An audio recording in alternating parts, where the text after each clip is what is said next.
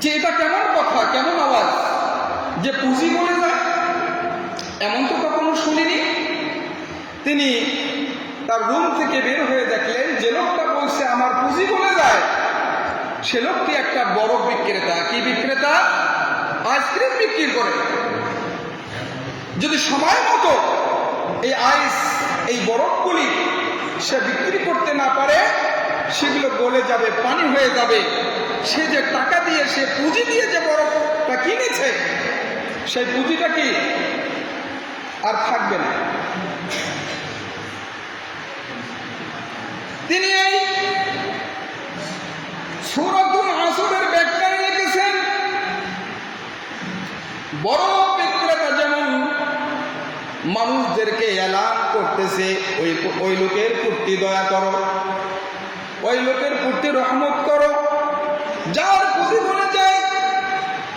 আমি যদি সময় মতো আমার আইসগুলি, আমার বরফগুলি যদি বিক্রি করতে না পারি, সেগুলো গলে গলে পানিতে পরিণত হয়ে যাবে।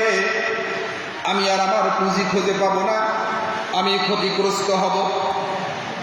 তেমনি ভাবে তিনি লিখেছেন, আল্লাহ রাব্বুল আলামিন নির্দিষ্ট পরিমাণ হায়াত দিয়ে মানুষদেরকে এই জমিনে পাঠিয়ে দিয়েছেন, পৃথিবীতে পাঠিয়ে দিয়েছেন।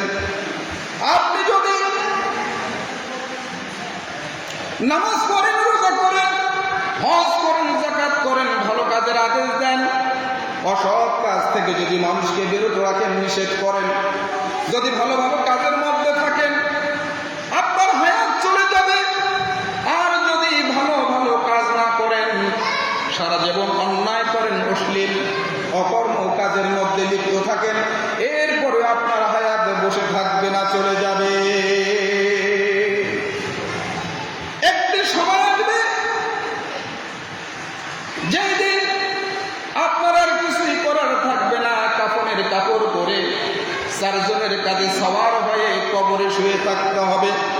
দুনিয়াবি জীবনটা যদি হেলায় খেলায় বিভিন্ন ভাবে সল সাতুরি করে, বাহানা করে, কৌশল অবলম্বন করে আপনি কাটিয়ে দেন, কিয়ামতের দিন জাহান্নাম ছাড়া আর কোনো উপায় থাকবে না। থাকবে কোনো উপায়? এই জন্য তিনি বলেছেন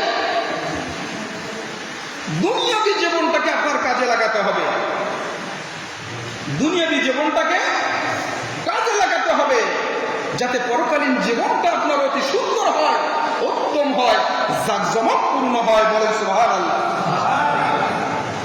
আকাঙ্ক্ষা আছে না নেই?